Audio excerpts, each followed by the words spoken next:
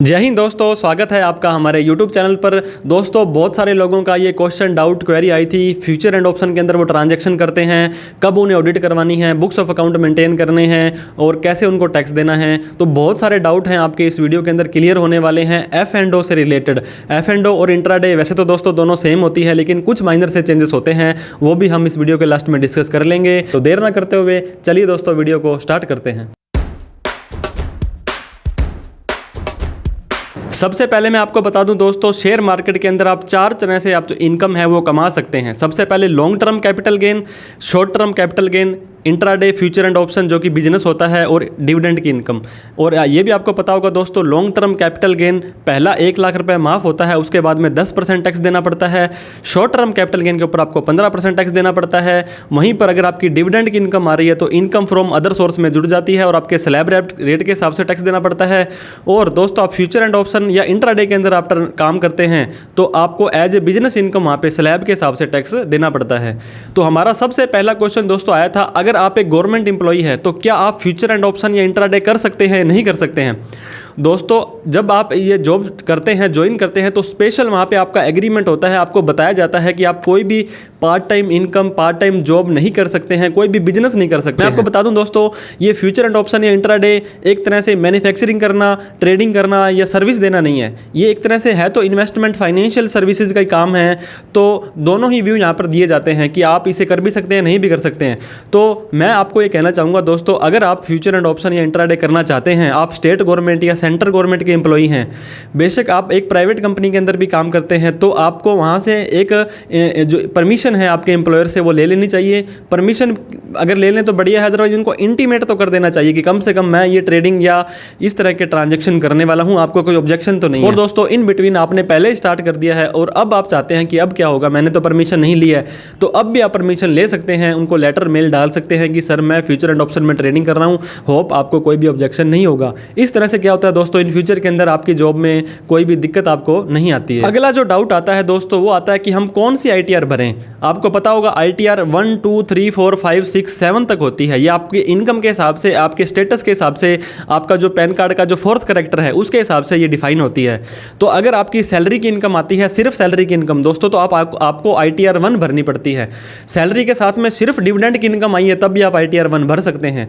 लेकिन दोस्तों, आपने सैलरी के साथ साथ में लॉन्ग टर्म कैपिटल गेन और शॉर्ट टर्म कैपिटल गेन की कमाई करी है, डिविडेंड की इनकम आई है, तो ITR 1 की जगह ITR आपको 2 भरनी पड़ेगी, जिसके अंदर आपको long term capital gain, short term capital gain दिखाना पड़ेगा। अब हम बात करते हैं फ्यूचर एंड ऑप्शन या इंट्राडे के अंदर आप ट्रांजैक्शन करते हैं दोस्तों, तो ना तो आप ITR 1 भर पाएंगे, ना ही ITR 2 भर पाएंगे, आपको ITR 3 भरनी पड़ेगी।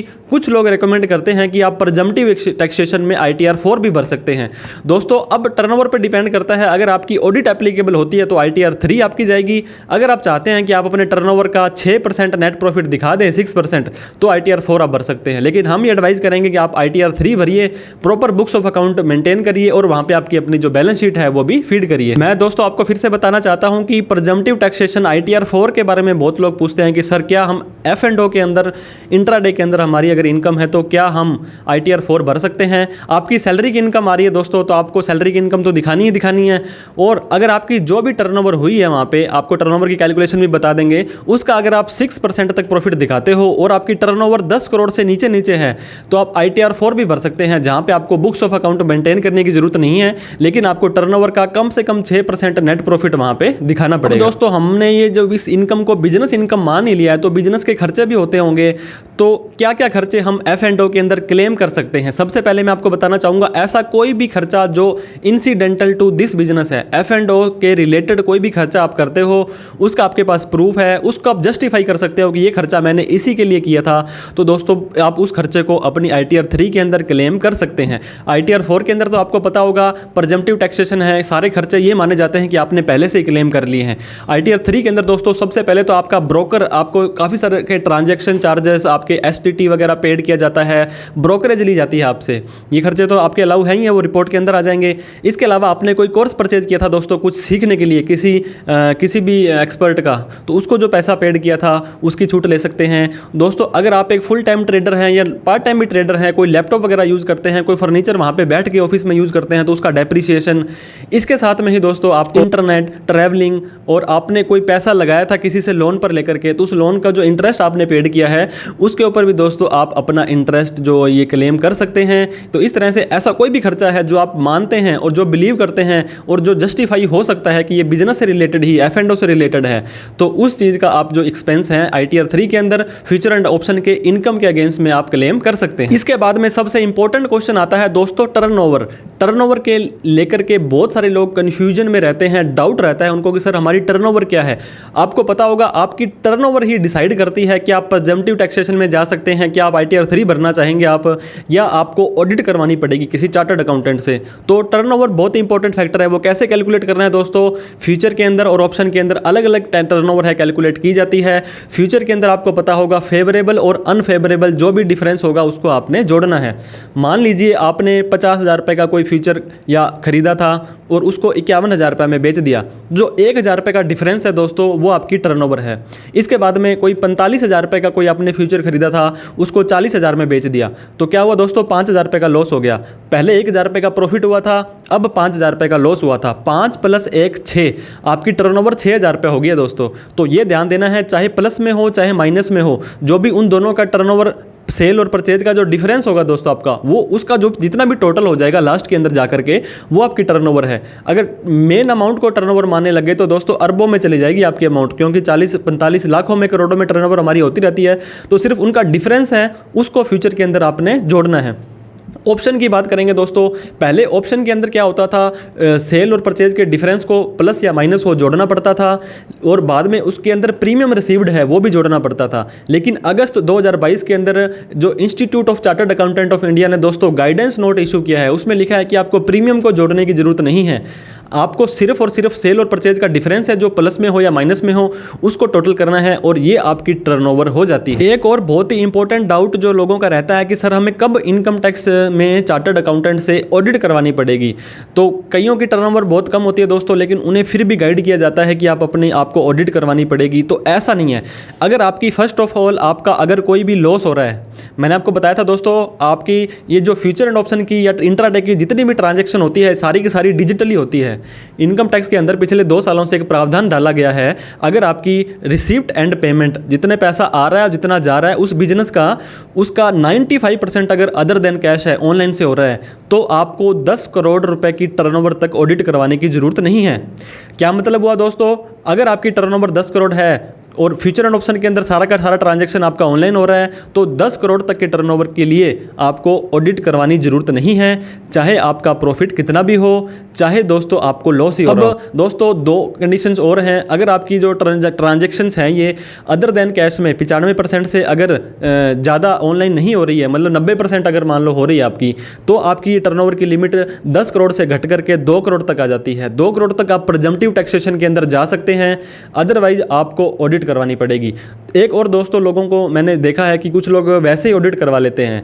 आपने माना होगा कि अगर आपकी किसी की 4 करोड़ की टर्नओवर है, उसका प्रॉफिट आ रहा है या लॉस आ रहा है, डजंट मैटर, लेकिन वो बोलते हैं कि सर मुझे ऑडिट करवानी है। तो ऐसा कोई मनाही नहीं आपको कि आप ऑडिट नहीं करवा सकते हैं, क्योंकि दोस्तों अगर आप ऑडिट कराते हैं तो एक तरह से आपकी फिल्टरिंग हो जाती है, चार्टर्ड अकाउंटेंट उन चीज़ों को वेरीफाई कर देते हैं और आपको एक्सपेंसेस वगैरह जो आप क्लेम करते हैं, आपकी जेन्युइनिटी है वहाँ पर उसको जस्टिफाई करना थोड़ा सा आसान हो जाता है। तो इस तरह से 10 करोड़ रुपये तक की टर्नओवर है आपकी, तो आपको ऑडिट करवाने की जरूरत नहीं है, चाहे आपका प्रॉफिट हो चाहे आपका लॉस हो। इसके बाद एक क्वेश्चन आता है कि दोस्तों सर मैंने तो पिछली बार इनकम टैक्स के अंदर चार्टर्ड अकाउंटेंट से ऑडिट करवा ली थी और इस बार क्या मुझे कंपलसरीली ऑडिट करवानी पड़ेगी। तो दोस्तों पिछली बार हो सकता है आपकी 11 करोड़ रुपए की टर्नओवर हो और आपके ऊपर ऑडिट एप्लीकेबल होगी तो आपने ऑडिट करवा ली, लेकिन इस बार आपकी टर्नओवर 10 करोड़ से कम आ जाती है तो आपको ऑडिट करवानी मैंडेटरी नहीं है। तो ऐसा नहीं है कि आपको हर साल ही ऑडिट करवानी है, जिस साल आपकी टर्नओवर क्रॉस करती है उसी साल ही आपको ऑडिट करवानी पड़ेगी। इसके बाद में बहुत सारे लोगों को दोस्तों, हमारे केस में तो 90% लोगों को फ्यूचर एंड ऑप्शन के अंदर लॉस होता है, नुकसान होता है, तब वो हमसे पूछते हैं कि क्या हमें भी रिटर्न भरनी पड़ेगी। तो आपको दोस्तों रिटर्न भरने के 2 बेनिफिट हो जाएंगे अगर आपकी लॉस है और आप रिटर्न भरते हैं ड्यू डेट से पहले पहले। ये और ध्यान देना है आपको दोस्तों, जैसे 31 मार्च 2023 फाइनेंशियल ईयर 22-23 की अगर हम ITR की बात करें तो 31 जुलाई 2023 से पहले पहले आपको ITR भर देनी है। उससे पहले अगर आप भर देते हैं और आपको लॉस होता है दोस्तों, तो ऑडिट करवाने की तो जरूरत वैसे ही नहीं है आपको। जो भी लॉस होगा दोस्तों आपका, वो आने वाले 8 सालों के प्रॉफिट से आप एडजस्ट कर सकते हैं। उस जो दोस्तों आपके लॉस को कैरी फॉरवर्ड कर सकते हैं। सपोज करो 2 बिजनेस आपके हैं, एक नॉर्मल बिजनेस सेल परचेज का करते हो, एक आप फ्यूचर एंड ऑप्शन में करते हो। तो फ्यूचर एंड ऑप्शन का लॉस है दोस्तों, वो भी दूसरे जो प्रॉफिट है बिजनेस के, उससे आप पहले तो सेट ऑफ कर सकते हो। अगर नहीं हो रहा है तो आगे 8 सालों तक कैरी फॉरवर्ड कर सकते हो। दूसरा दोस्तों, आपका पैन कार्ड आपको पता होगा हर ब्रोकर आपका ले लेता है, सारी ट्रांजैक्शन आपकी ऑनलाइन रिकॉर्ड में बोलती है। हालांकि फ्यूचर एंड ऑप्शन की ट्रांजैक्शंस अभी तक AIS और TIS के अंदर नहीं बोलती है। इसका मतलब ये नहीं है कि इनकम टैक्स डिपार्टमेंट को पता नहीं है। तो दोस्तों आपको क्या करना है, अगर आपको लॉस हो जाता है और बड़ी बड़ी ट्रांजैक्शन आपने की है, तो भी आप सेफर साइड के लिए, इनकम टैक्स के नोटिस से बचने के लिए आपको अपनी ITR भरनी है, ड्यू डेट से पहले भर देनी है, ताकि वो लॉस भी आपका कैरी फॉरवर्ड हो जाए और कल को इनकम टैक्स डिपार्टमेंट से भी आपको किसी भी तरह की परेशानी का सामना ना करना पड़े। अगर आपको दोस्तों लॉस हुआ है और आप प्रिजम्पटिव टैक्सेशन में जाना चाहते हो ITR 4 के अंदर, तो यहाँ पे बिल्कुल ही स्पष्ट कहा गया है कि जितनी भी आपकी टर्नओवर होगी, आपको उसका कम से कम 6% नेट प्रॉफिट दिखाना पड़ेगा। अब हम बात करते हैं, अगर आपकी टर्नओवर 1 करोड़ रुपए है और आपको 10 लाख रुपए का नुकसान हुआ है दोस्तों, लॉस हुआ है, तो आपको क्या करना पड़ेगा, ITR 3 भर के उस लॉस को कैरी फॉरवर्ड आप कर सकते हैं विदाउट ऑडिट के।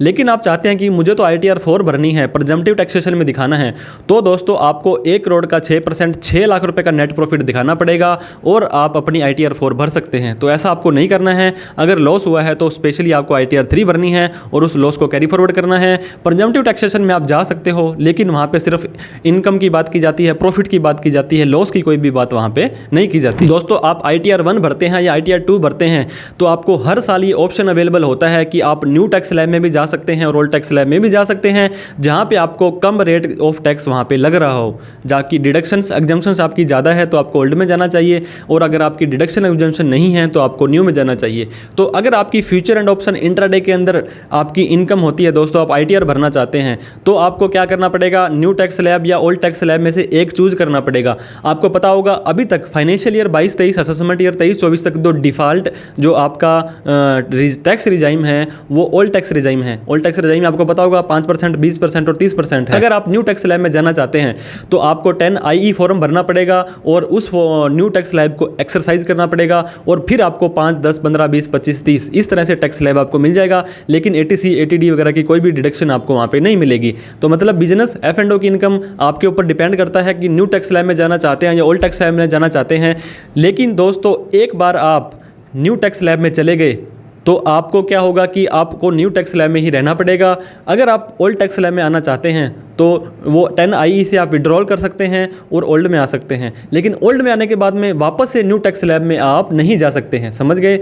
आपको ओल्ड टैक्स स्लैब में रहना है, रहिए, कोई फॉर्म नहीं भरना है आपको। ओल्ड से न्यू में जाना चाहते हैं तो आपको न्यू टैक्स स्लैब में जाना पड़ेगा। न्यू टैक्स स्लैब में आपको न्यू टैक्स स्लैब में ही रहना पड़ेगा। न्यू टैक्स स्लैब से वापस आना चाहते हैं तो आ सकते हैं, लेकिन ओल्ड में ही फिर आपको रहना पड़ेगा। उसके बाद में आप ओल्ड में, न्यू में नहीं जा सकते हैं। ये फाइनेंशियल ईयर 22-23, असेसमेंट ईयर 23-24 के लिए था।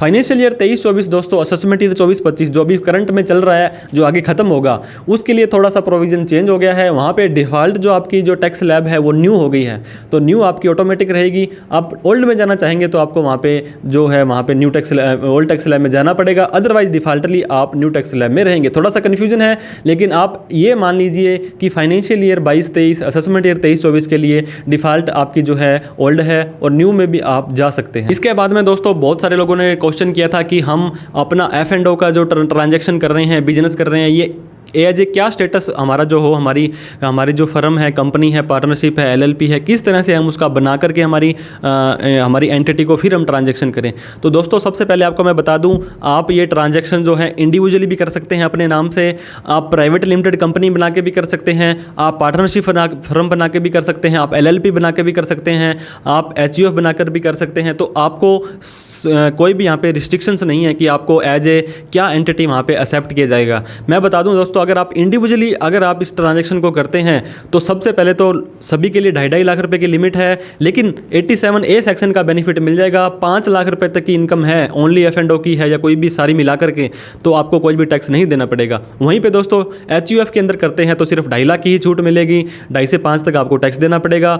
अगर आप पार्टनरशिप फर्म या LLP में करते हैं तो 30% टैक्स देना पड़ेगा। कंपनी में करते हैं प्राइवेट लिमिटेड वगैरह में तो आपको दोस्तों 25 से 30% का टैक्स देना पढ़ सकता है वहाँ पे। और वहाँ पे बहुत सारी फॉर्मेलिटीज़, आपको आरओसी की फाइलिंग्स और काफ़ी सारी चीज़ें करनी पड़ती है। अगर आप दोस्तों इसको एज ए मेन बिजनेस करना चाहते हैं तो बहुत सारे लोग पूछ रहे थे कि क्या हमें भी सर आरबीआई का, एनबीएफसी का कोई लाइसेंस वगैरह लेना पड़ेगा, तो ऐसा कुछ भी नहीं है दोस्तों। आप सिंपली एमएसएमई का रजिस्ट्रेशन करवा सकते हैं, या आपके स्टेट के अकॉर्डिंग जो भी बिजनेस रजिस्ट्रेशन आपके ऊपर एप्लीकेबल होता है वो आप करवा सकते हैं, और आपको अलग से कोई भी फॉर्मेलिटीज़ है वहाँ पे करने की जरूरत नहीं। तो दोस्तों इसके बाद में मैं आपको बताना चाह रहा था कि एडवांस टैक्स की एप्लीकेबिलिटी होती है नहीं। ऐसा कोई भी व्यक्ति जिसका टैक्स 10,000 रुपये या उससे ज़्यादा बनता था और उसको एडवांस के अंदर ही टैक्स देना पड़ेगा दोस्तों। सबसे पहले तो आपको ये प्रज्यूम करना पड़ेगा कि कितना हमारा जो टैक्स बनता है, 10,000 से ज़्यादा बनता है आपका पूरे साल के अंदर, तो आपको 3-3 महीने में, अप्रैल मई जून का 15 जून तक, जुलाई अगस्त सितंबर का 15 सितंबर तक, अक्टूबर नवंबर दिसंबर का 15 दिसंबर तक, जनवरी फरवरी मार्च का 15 मार्च तक। 15 मार्च तक भी भूल जाते हो तो 31 मार्च तक आपको जितना भी आपका टैक्स बनता था सारा ही एडवांस में दे देना है दोस्तों। उसके अंदर असेसमेंट ईयर आपका जो आएगा वो 24-25 आएगा। तो आपकी बिजनेस की इनकम हो इसके अंदर आपको, लेकिन अगर आप एडवांस टैक्स नहीं भरते हो तो कोई टेंशन लेने की जरूरत नहीं है। लेकिन at the time of ITR filing दोस्तों आपके ऊपर वहाँ पे इंटरेस्ट आपसे मांग लिया जाएगा। 234 ए लेट भरते हो तो बी और सी 3 सेक्शन होते हैं, वैसे आपके ऊपर इंटरेस्ट लग सकता है। लेट्स सपोज आपको अगर 15 से 20 हज़ार रुपये का भी दोस्तों वहाँ पे टैक्स बन जाता है तो 3-4 हज़ार रुपये आप मान के चलें कि आपका इंटरेस्ट लग जाएगा। तो आप पहले से ही ये प्रज्यूम कर लें कि आप पूरे साल का ना माने तो दोस्तों आप क्वार्टर वाइज भी आपकी इनकम कैलकुलेट कर लें कि अभी अप्रैल मई जून 3 महीने पूरे हो चुके हैं। इन 3 महीनों में आपने जो भी कमाई करी है उसका टैक्स आप एडवांस के अंदर भर सकते हैं, ताकि इन फ्यूचर के अंदर आपको किसी भी तरह की दिक्कत का सामना ना करना पड़े। तो मैं आशा करता हूं दोस्तों फ्यूचर एंड ऑप्शन से रिलेटेड बहुत सारे आपके डाउट हैं, इंट्राडे को भी इसी के अंदर इंक्लूड कर सकते हैं। बस एक ध्यान देना है आपको, इंट्राडे स्पेकुलेटिव बिजनेस होती है, इसका जो लॉस है अगले 4 सालों में कैरी फॉरवर्ड होता है और इसके लॉस को सिर्फ इसी के प्रॉफिट से ही एडजस्ट कर सकते हैं। और दूसरी तरफ फ्यूचर एंड ऑप्शन का जो बिजनेस है ये नॉर्मल बिजनेस माना जाता है, इसको दूसरे बिजनेस से भी एडजस्ट कर सकते हैं नॉर्मल बिजनेस से, और इसको 8 सालों के लिए आगे कैरी फॉरवर्ड कर सकते हैं। बाकी अप्रोक्सीमेटली सेम ही रूल है, सारे के सारे लागू होते हैं। तो वीडियो अच्छी लगी हो तो लाइक जरूर करें दोस्तों, और भी इस तरह के कंटेंट के लिए आप हमें सब्सक्राइब कर लें, क्योंकि इस तरह की इन्फॉर्मेटिव वीडियो हम आपके लिए लाते रहते हैं। सब्सक्राइब करने से दोस्तों हमारा हौसला बढ़ जाएगा और आपका कोई भी पैसा यहाँ पे नहीं लगता है। वीडियो अच्छी लगी हो तो लाइक करें। थैंक यू सो मच दोस्तों। जय हिंद, जय भारत।